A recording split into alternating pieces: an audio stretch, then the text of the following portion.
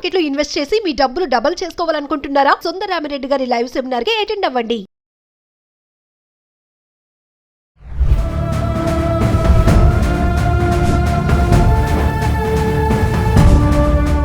నమస్తే, welcome back to Suman TV. ప్రస్తుతం మనతో పాటు ఉన్నారు consumers affairs committee chairman Mandari Krishna Reddy గారు.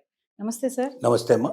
ఇప్పుడు పొల్లాచి సెక్షువల్ అసాల్ట్ కేసు అంటే ఏంటి సార్? దీని నుంచి అమ్మాయిలు ఏం నేర్చుకోవాలంటారు? బయట సమాజంలో చూస్తే అమ్మాయిలు పరిస్థితి సరిగా లేదు అంటే పేరెంట్స్ గైడెన్స్ లేక కొంతమంది నెగ్లిజెన్స్గా అమ్మాయిలు ఉండడం వల్ల కొన్ని చాలా ఘోరాలు జరుగుతున్నాయి. సో ఈ పొల్లాచి కేసు నుంచి మనం ఏం నేర్చుకోవచ్చు అంటారు? ఒక్కసారి దాని గురించి మాట్లాడుకోవచ్చు. పొల్లాచి గ్యాంగ్ రేప్ కేసు ఏదైతే ఉందో చాలా భయంకరమైన కేసు ఇది. ఒక్కరు కాదు, ఇద్దరు కాదు, కొన్ని వందల మంది యువతులు మహిళల మీద గ్యాంగ్ రేప్ చేసి అది బయటపడకుండా కొన్ని సంవత్సరాల పాటు గడిపినటువంటి ఒక గ్యాంగ్కి సంబంధించినటువంటి కథ ఇది. దీనికి పొలాచి గురించి కొంచెం మనం చెప్పుకోవాలి. పొలాచి అనేది కోయంబత్తూరు సమీపంలో ఉన్నటువంటి ఒక అందమైన ప్రాంతం. ఇక్కడ సినిమా షూటింగ్స్ ఎక్కువ జరుగుతూ ఉంటాయి. సినిమా షూటింగ్స్, కొన్ని టీవీ షూటింగ్స్ కూడా ఇక్కడ జరుగుతాయి. అయితే ఒకవైపున ఇంత అందమైన నగరం, ఇంత అందమైన ప్రాంతం, సినిమా షూటింగ్లకు అనుగుణమైనటువంటి వాతావరణం ఉండేటువంటి ప్రాంతంలోనే ఒక 9 మంది గ్యాంగ్ ప్రత్యేకంగా రేప్ చేయడానికే ఉందా అనిపించేటువంటి భయంకరమైన గ్యాంగ్ ఇక్కడ తయారైంది. దీనికి ఒక ఫైనాన్స్ కంపెనీ నడిపేటువంటి వ్యక్తి తోడయ్యాడు. అంటే ఈ 9లో వాడొకడు. వాడికి ఒక గెస్ట్ హౌస్ ఉంది. ఆ గెస్ట్ హౌస్ని ఆసరా చేసుకొని, అది కొంచెం కొండ ప్రాంతం లోపల కొంచెం సపరేట్గా ఉంటుంది. అంటే నిర్మానుష్యంగా ఎక్కువగా ఆ ఏరియాలో ప్రజలు తిరగడం అనేది జరగదు. అలాంటి ప్రాంతంలో ఉన్న ఈ గెస్ట్ హౌస్లో ఎక్కువ జరిగాయి. అంటే మ్యాక్సిమం వాళ్ళు అక్కడ చేశారు, ఈ రేపులు చేశారు. ఒక అమ్మాయి, కాలేజీకి వెళ్ళే అమ్మాయి 2019లో ఈ అమ్మాయి ప్రత్యేకంగా ఒక రోజున తను కాలేజీకి వెళ్ళి వస్తూ ఉంటే ఒక వ్యక్తి తారసపడ్డాడు. తను నవ్వుతూ మాట్లాడుతూ తనతో కాస్త పరిచయం పెంచుకునే ప్రయత్నం చేశాడు. ఆ తర్వాత మా ఇల్లు ఇక్కడే దగ్గరలోనే అని ఇట్లాగా అమ్మాయికి చెప్పాడు. తర్వాత రోజు, మరుసటి రోజు ఆ అమ్మాయి బజార్కు వెళుతూ ఉంటే ఆ అమ్మాయిని మధ్యలో కారులో వచ్చి డోర్ తీసి, అలా సరదాగా మనం పొలాచి అంతా చుట్టొద్దాం, మంచి హోటల్లో భోంచేద్దాం రమ్మని అడిగాడు.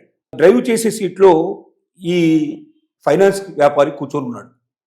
అతన్ని చూసిన తర్వాత, అంటే ఇతను ఒక్కడుంటే ఏదైనా వెళ్దామని కోరిక ఉన్నా కూడా అతన్ని చూసిన తర్వాత వద్దనే అమ్మాయికి, నేను రాను, నేను కారులో ఎక్కను, నేను నాకు వేరే పని మీద వెళ్తున్నాను, నేను రానంటూ బలవంతంగా చెప్పింది. చెప్తే కాదు, ఏం కాదు అని దగ్గరగా వెళ్ళి ఆ అమ్మాయిని లాక్కొని కారులోకి బలవంతంగా లాక్కొచ్చాడు. లాక్కొచ్చిన తర్వాత కొంచెం దూరం వెళ్ళారు. ఆ తర్వాత కొండ ప్రాంతానికి వెళుతూనే నిర్మానుష్యమైన ప్రదేశం అప్పుడు చేరారు. అప్పుడు కారులోనే రేప్ చేయడం ప్రారంభించాడు. ఆ తర్వాత కొద్ది దూరం పోయిన తర్వాత మిగతా గ్యాంగ్లో కొంతమంది కూడా దాంట్లో ఎక్కారు. వాళ్ళు కూడా రేప్ చేయడం ప్రారంభించారు. ఇలాగ 2-3 రేప్ చేసిన తర్వాత ఆ అమ్మాయిని ఒక నిర్మానుష్యమైన ప్రదేశంలో ఆ అమ్మాయిని కింద పడేసేసి వాళ్ళు వెళ్ళిపోయారు. ఇంటికి వచ్చింది ఆ అమ్మాయి. తల్లిదండ్రి ఇద్దరితో చెప్పింది, జరిగిన విషయం అంతా చెప్పింది. కానీ ఇప్పుడు సమాజం లోపల ఎవరికైనా రేప్ జరిగింది, అన్యాయం జరిగింది, కొంతమంది మోసం చేశారు, కొంతమంది బలవంతం చేశారని చెబితే అలాంటి అమ్మాయికి సమాజంలో ప్రొటెక్షన్ లేదు. చిన్న చూపు చూస్తారు. ఆ అమ్మాయిని చాలా దిగజారిపోయిన దానిలాగా చూస్తారు. ఆ అమ్మాయిని ఫంక్షన్స్కి రానివ్వరు. ఆ అమ్మాయిని అసలు ఇంకా ఏ రకంగా కూడా వాళ్ళు స్నేహితులుగా కలుపుకోవడానికి ఎవరు సిద్ధపడరు. సమాజం వెలివేసేటువంటి స్థితిలో ఉంది వాళ్ళు చెప్పాలంటే. అంటే తప్పు చేసిన వాళ్ళేమో తప్పించుకుంటారు, ఏ తప్పు చేయనటువంటి అమాయకమైనటువంటి మహిళ బలైపోతుంది. కాబట్టి తల్లిదండ్రులు కూడా భయపడి ఎవ్వరికీ ఏ రకంగా కూడా ఇన్ఫర్మేషన్ ఇవ్వకుండా వాళ్ళలో వాళ్ళే కుమిలిపోవడం ప్రారంభించారు. ఆ తర్వాత 2 రోజుల తర్వాత ఆ అమ్మాయికి ఒక మెసేజ్ వచ్చింది. నువ్వు ఏ గెస్ట్ హౌస్లో అయితే ఇదంతా జరిగిందో, చివరికి ఆమె గెస్ట్ హౌస్లో కూడా చెప్పారు. ఒక గెస్ట్ హౌస్ అడ్రస్ అంతా ఇచ్చేసి ఆ గెస్ట్ హౌస్కి రమ్మని చెప్పారు. ఈ గెస్ట్ హౌస్కి నువ్వు వచ్చి మాతో కాసేపు గడిపి వెళ్ళాలి, లేకపోతే నీ మీద తీసిన వీడియో, వాళ్ళ కారులో రేప్ చేసేటప్పుడు వీడియో కూడా తీశారు, ఆ వీడియోని బయట పెడతాం, దాన్ని తీసుకెళ్ళి మేము సోషల్ మీడియాలో పెట్టేస్తాం, నీ జీవితం అంతా నాశనం అయిపోతుంది, నేను ఇంకా బతకంటూ ఉండదు నీకు, కాబట్టి నువ్వు ఇమ్మీడియట్గా రావాలి, రాకపోతే మాత్రం నీకు శిక్ష విధిస్తామని చెప్పి వాళ్ళు ఇన్ఫర్మేషన్ పంపించారు. దాంతో ఏంటి, ఇప్పుడు వెళ్ళాలా అక్కర్లేదా, వెళితే గ్యాంగ్ రేప్ అవుతుంది, బతుకుతానో లేదో నాకు తెలియదు, ఇలాంటి పరిస్థితి ఏర్పడుతుంది. ఆ రోజు అంటే 2-3 రేప్ చేస్తారు, ఇప్పుడు ఎంతమంది రేప్ చేస్తారో తెలియదు, వాళ్ళ గ్యాంగ్లో ఎంతమంది ఉన్నారో తెలియదు.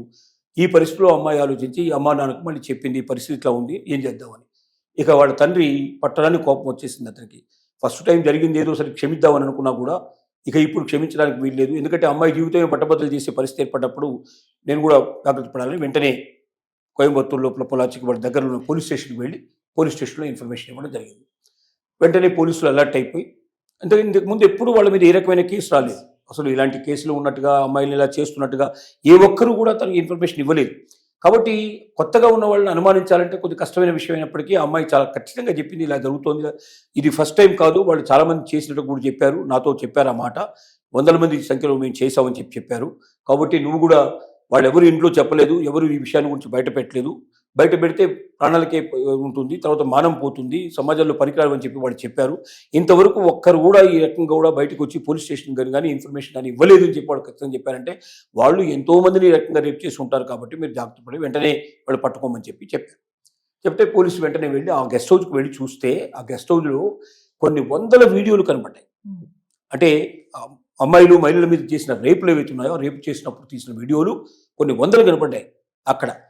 అక్కడ దానికి సంబంధించినటువంటి మంచి గదులు, వాళ్ళకు బెడ్రూమ్స్ లాంటివి, తర్వాత వాష్రూమ్ లాంటివి, తర్వాత మేకప్ సామాన్ లాంటివి, ఇలాంటివన్నీ కనపడ్డాయి అక్కడ. అంటే వాళ్ళకి ఇది చాలామందిని ఇప్పటికీ జరిగినట్టుగా సాక్ష్యాధారంతో కల్పించింది. దాంతో వెంటనే ఆ ఫైనాన్సర్ని పట్టుకున్నారు, తర్వాత మొత్తం 9 మంది గ్యాంగును మొత్తం పట్టుకున్నారు. వీళ్ళని పోలీస్ స్టేషన్ నుంచి కోర్టులో ప్రవేశపెట్టారు. అలా జరిగినటువంటి కేసు తీర్పు మనకు ఈ మధ్య రీసెంట్గా మనకు బయటకు వచ్చింది. తీర్పు ఎంత గొప్పగా వచ్చిందంటే, అంటే అక్కడ సెషన్స్ కోర్టులోనే వేశారు, ఇది మళ్ళీ తర్వాత హైకోర్టుకు సుప్రీంకోర్టు కూడా వెళ్ళాల్సిన అవసరం వెళ్తుంది. ఎందుకంటే ఇంతమంది కాబట్టి 9 మంది కాబట్టి వాళ్ళు ఊరుకోరు, ఎవరో ఒకరు రక్షించమని వెళ్తారు. కానీ ఆ జడ్జి ఎంత గొప్పగా జడ్జిమెంట్ ఇచ్చాడంటే, ఒకసారి మరణించడం కాదు, ఎన్నిసార్లు మరణించేదాకా అతను ఉరిది ఉంచండి, వాళ్ళని 2 మరణాలు 3 మరణాలు 4 మరణాలను కూడా ఆ రకంగా, అంటే ఎంత సమాజానికి వాళ్ళు చెడు చేశారు, అట్లాంటి ఒక గొప్ప తీర్పుని ఇవ్వడం జరిగింది. నిజంగా జడ్జికి మనం హ్యాట్సప్ చెప్పాలి. ఆ తర్వాత వీళ్ళు చేసిన క్రుయాలిటీ ప్రపంచానికి అంతా తెలిసింది. ఇంకా చాలామంది వచ్చిన తర్వాత మా మీద కూడా జరిగింది, ఎందుకంటే ఆ వీడియో లోపల వాళ్ళ ఫొటోస్ అవన్నీ ఉన్నాయి కాబట్టి వాటిని తీసుకొని పరిశీలించి వివరాలు వీళ్ళ నుంచి కక్కించి వాళ్ళ దగ్గరికి వెళ్ళి వాడితో మాట్లాడితే వాళ్ళు కనీసం ఒక 30 మంది 40 మంది దాకా వాళ్ళు ఇచ్చారు, కంప్లైంట్ ఇచ్చారు, మా మీద కూడా ఇలా జరిగింది, మా మీద కూడా ఇలా జరిగింది.